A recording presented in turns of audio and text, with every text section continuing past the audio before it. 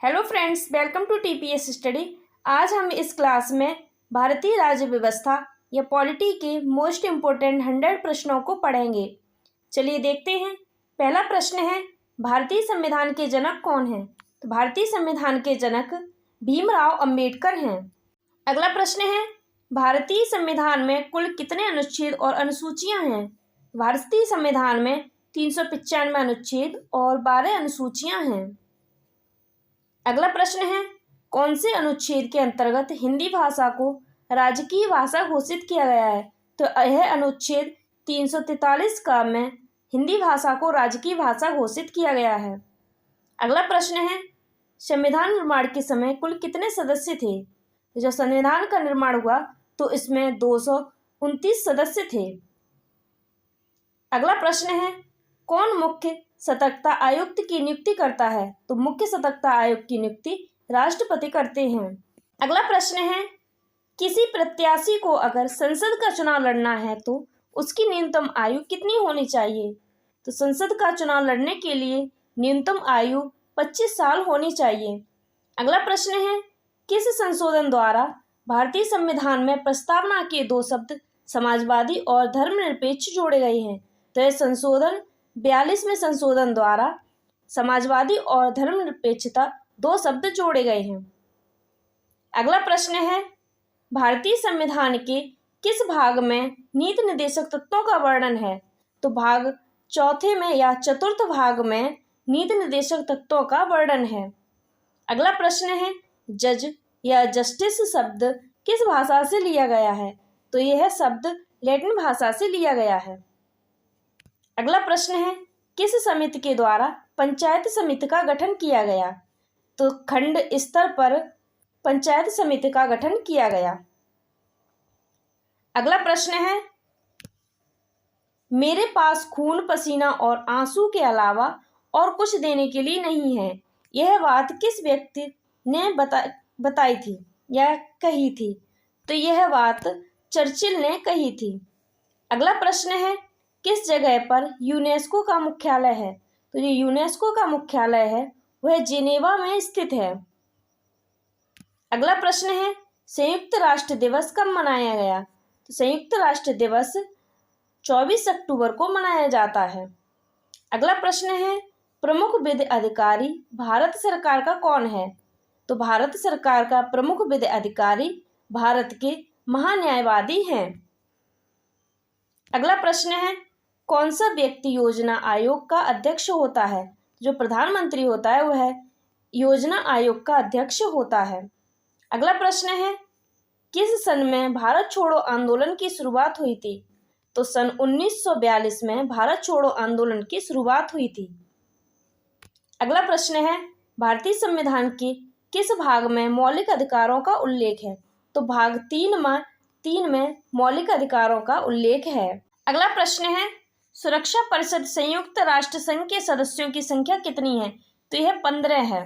अगला प्रश्न है, किसे भारतीय संविधान का अभिभावक कहा जाता है? तो भारतीय संविधान का अभिभावक सर्वोच्च न्यायालय को कहा जाता है।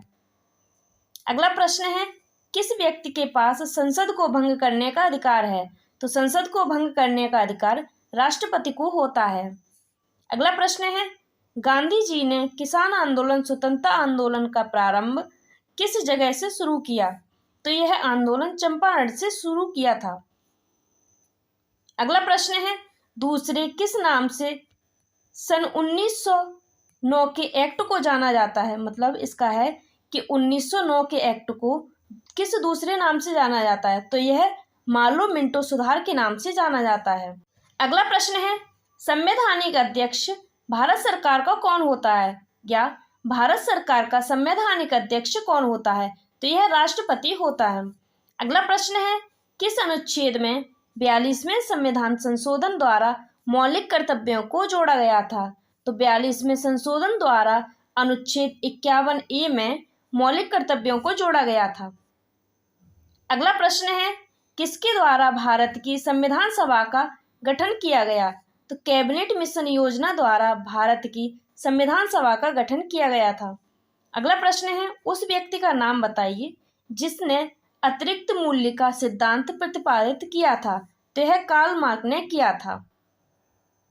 अगला प्रश्न है, किस सन में रॉलेट एक्ट पारित हुआ था? तो सन 1919 में रॉलेट एक्ट पारित हुआ था। अगला प्रश्न है, संविधान सभा का पहला अधिवेशन किस जगह हुआ था? तो संविधान सभा का पहला अधिवेशन दिल्ली में हुआ था। अगला प्रश्न है, भारतीय संविधान के वर्तमान समय में कुल कितने भाग हैं? तो संविधान में कुल 22 भाग हैं। अगला प्रश्न है, असहयोग आंदोलन किस कांड के कारण बंद करना पड़ा था? नाम बताइए। तो असहयोग आंदोलन चोरी चोरा कांड के कारण बंद करना पड़ा था। अगला प्रश्न है, भारत में कब तक स्थायी संसद अस्तित्व में रही? तो यह 17 अप्रैल 1952 तक स्थायी संसद अस्तित्व में रही। अगला प्रश्न है, योजना आयोग का प्रतिस्थापन किससे हुआ? तो नीति आयोग से हुआ था, या ऐसे कह सकते हैं योजना आयोग का नाम बदलकर 2014 में नीति आयोग कर दिया गया। अगला प्रश्न है, उपराष्ट्रपति को उसके कार्यकाल की समाप्ति से पहले पद से हटाने का अधिकार किसको दिया गया है? तो यह संसद को दिया गया है। अगला प्रश्न है, उस पहली महिला का नाम बताइए जो सबसे पहले भारतीय राष्ट्रीय कांग्रेस की अध्यक्ष बनी थी। तो यह एनी बेसेंट बनी थी, भारतीय राष्ट्रीय कांग्रेस की पहली महिला अध्यक्ष। अगला प्रश्न है, चंपारण सत्याग्रह महात्मा गांधी के द्वारा कब शुरू किया गया था? तो चंपारण सत्याग्रह है वह महात्मा गांधी के द्वारा सन 1917 में किया गया था। अगला प्रश्न है, उस व्यक्ति का नाम बताइए जिसने संपत्ति संबंधी ट्रीटशिप का सिद्धांत प्रतिपादन किया था। तो यह महात्मा गांधी ने संपत्ति संबंधी ट्रीटशिप का सिद्धांत प्रतिपादित किया था। अगला प्रश्न है, जम्मू कश्मीर के मुख्यमंत्री के कार्यकाल करने की अवधि कितनी होती है? तो जो जम्मू कश्मीर के मुख्यमंत्री हैं उनकी कार्य करने की अवधि 6 साल होती है। अगला प्रश्न है, किस सन में आजाद हिंद फौज सक्रिय हुआ था? तो सन 1942 में आजाद हिंद फौज सक्रिय हुआ था। अगला प्रश्न है, किस सन में भारतीय लोक प्रशासन संस्थान की स्थापना हुई थी? तो भारतीय लोक प्रशासन संस्थान की स्थापना 1954 को हुई थी। अगला प्रश्न है, न्यायिक पुनरावलोकन का सिद्धांत भारत ने किस देश के सिद्धांत संविधान से लिया है? तो यह संयुक्त राज्य अमेरिका से लिया है। अगला प्रश्न है, 1947 में भारत की स्वतंत्रता के समय भारत का गवर्नर जनरल कौन था? तो भारत की स्वतंत्रता के समय भारत का गवर्नर जनरल लॉर्ड माउंटबेटन थे। अगला प्रश्न है, उस व्यक्ति का नाम बताइए जिसने गुटनिरपेक्ष वैदेशिक नीति के सिद्धांत प्रतिपादित किया था। तो यह जवाहरलाल नेहरू ने किया था। अगला प्रश्न है, आमतौर पर किस सदस्य के लोगों को भारत के प्रधानमंत्री के लिए चुना जाता है? तो यह लोकसभा के सदस्य के लिए भारत के प्रधानमंत्री को चुना जाता है। अगला प्रश्न है, किस अनुच्छेद के द्वारा संविधान के संशोधन की प्रक्रिया का उल्लेख किया गया है? तो यह अनुच्छेद 368 में किया गया है। अगला प्रश्न है, किस सन में भारत के गणतंत्र दिवस को मनाया गया था? तो 26 जनवरी 1950 को गणतंत्र दिवस को मनाया गया था। अगला प्रश्न है, राज्य लोक सेवा आयोग के सदस्यों की नियुक्ति कौन करता है? जो राज्य लोक सेवा आयोग है उनके सदस्यों की नियुक्ति राज्यपाल करता है। अगला प्रश्न है, विधान परिषद के कितने सदस्य प्रत्येक दूसरे साल में अवकाश ले सकते हैं? तो यह 1/3 सदस्य दूसरे साल में अवकाश ले सकते हैं। अगला प्रश्न है, प्राकृतिक अवस्था में मानव जीवन सूना, निर्बल, निकृष्ट और अल्पजीवी था, ये कथन किसका है? तो यह कथन हब्स का है। अगला प्रश्न है, समाजवाद का संबंध किससे है? समाजवाद का संबंध श्रमिक से है। अगला प्रश्न है, सबसे पहले संविधान सभा के गठन की मांग किस व्यक्ति ने की थी? तो सबसे पहले संविधान सभा के गठन की मांग बाल गंगाधर तिलक ने की थी। अगला प्रश्न है, किस सन में आम आदमी पार्टी की स्थापना हुई थी? तो 26 नवंबर 2012 में आम आदमी पार्टी की स्थापना हुई थी। अगला प्रश्न है, गरीबी हटाओ का नारा किसने दिया था? तो यह नारा इंदिरा गांधी ने दिया था। अगला प्रश्न है, लोकसभा में 543 सीटों में से अनुसूचित जाति के लोगों के लिए कितनी सीटें उपलब्ध हैं? तो अनुसूचित जाति के लिए 84 सीटें उपलब्ध हैं। अगला प्रश्न है, किस सन में भारत छोड़ो आंदोलन की शुरुआत हुई थी? तो सन 1942 में भारत छोड़ो आंदोलन की शुरुआत हुई थी। अगला प्रश्न है, किस अनुच्छेद के द्वारा मंत्रिमंडल की सलाह मानने के लिए भारत के राष्ट्रपति बाध्य हैं? तो अनुच्छेद 74 में के द्वारा भारत के राष्ट्रपति मंत्रिमंडल की सलाह मानने के लिए बाध्य हैं। अगला प्रश्न है, भारतीय संविधान सभा के प्रथम अध्यक्ष कौन थे? भारतीय संविधान सभा के प्रथम अध्यक्ष डॉक्टर राजेंद्र प्रसाद थे। अगला प्रश्न है, भारत के कितने उच्च न्यायालय होते हैं? तो भारत के 25 उच्च न्यायालय होते हैं। अगला प्रश्न है, मंत्रिपरिषद में कितने स्तर के मंत्री होते हैं? तो मंत्रिपरिषद में 3 स्तर के मंत्री होते हैं। पहले हैं कैबिनेट मंत्री, दूसरे राज्य मंत्री, तीसरे उपमंत्री। ये 3 प्रकार के कैबिनेट मंत्री होते हैं। अगला प्रश्न है, किस दिन विश्व पर्यावरण दिवस मनाया जाता है? तो विश्व पर्यावरण दिवस 5 जून को मनाया जाता है। अगला प्रश्न है, भारत का राष्ट्रपति अपना त्यागपत्र किसे देता है? जो भारत का राष्ट्रपति होता है वह अपना त्यागपत्र उपराष्ट्रपति को देता है। अगला प्रश्न है, किसकी स्वीकृति के द्वारा सरकारी पैसे का खर्च नहीं किया जा सकता? तो संसद की जब तक स्वीकृति नहीं होगी तब तक सरकारी पैसे का खर्च नहीं किया जा सकता है। अगला प्रश्न है, किस संशोधन के द्वारा भारत में नागरिकों के मौलिक कर्तव्यों को जोड़ा गया? तो नागरिकों के मौलिक कर्तव्य को 1976 के 42वें संविधान संशोधन द्वारा जोड़ा गया है। अगला प्रश्न है, भारत के संविधान में अनुच्छेदों की संख्या बताइए। तो भारत के संविधान में अनुच्छेदों की संख्या 448 है। अगला प्रश्न है, भारतीय संविधान के किस भाग में मूल अधिकार के बारे में विस्तार से बताया गया है? तो मूल अधिकार के बारे में भाग 3 में विस्तार से बताया गया है। अगला प्रश्न है, उस राज्य का नाम बताइए जहां पर साझा उच्च न्यायालय है। तो वह गोवा, महाराष्ट्र है। अगला प्रश्न है, किसको योजना आयोग के अध्यक्ष के लिए चुना गया? तो प्रधानमंत्री को योजना आयोग के अध्यक्ष के लिए चुना गया। अगला प्रश्न है, किसी भी वित्त बिल को प्रस्तावित करने के लिए किसे चुना गया? तो केवल लोकसभा को चुना गया है। अगला प्रश्न है, किस वर्ष के बच्चों को शिक्षा का अधिकार प्राप्त है?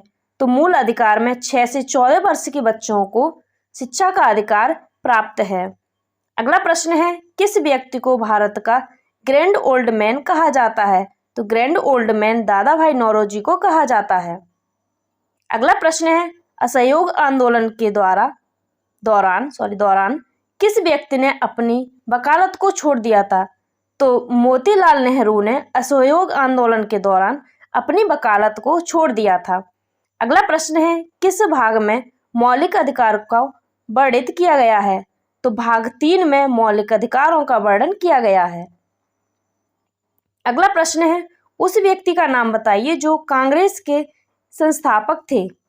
तो कांग्रेस के संस्थापक डॉक्टर एस राधाकृष्णन थे।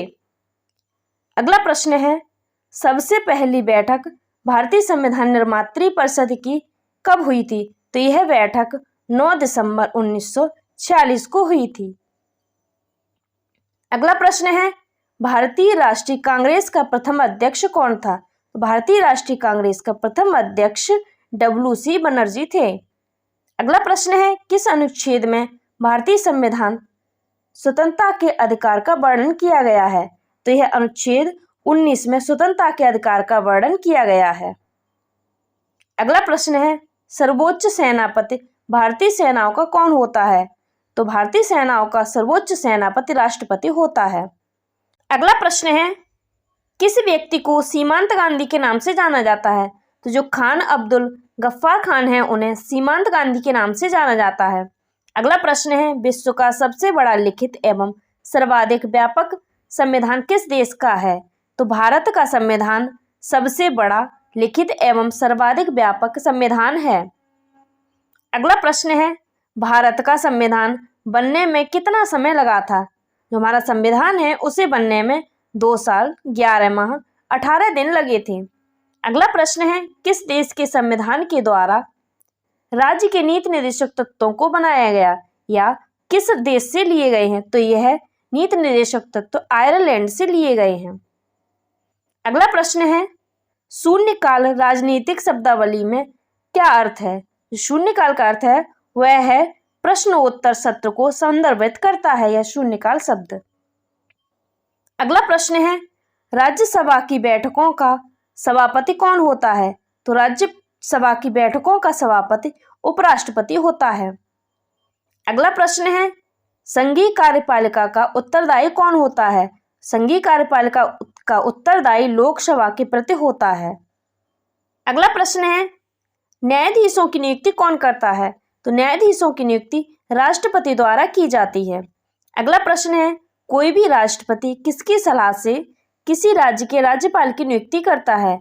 तो यह प्रधानमंत्री की सलाह पर राष्ट्रपति किसी भी राज्य के राज्यपाल की नियुक्ति करते हैं।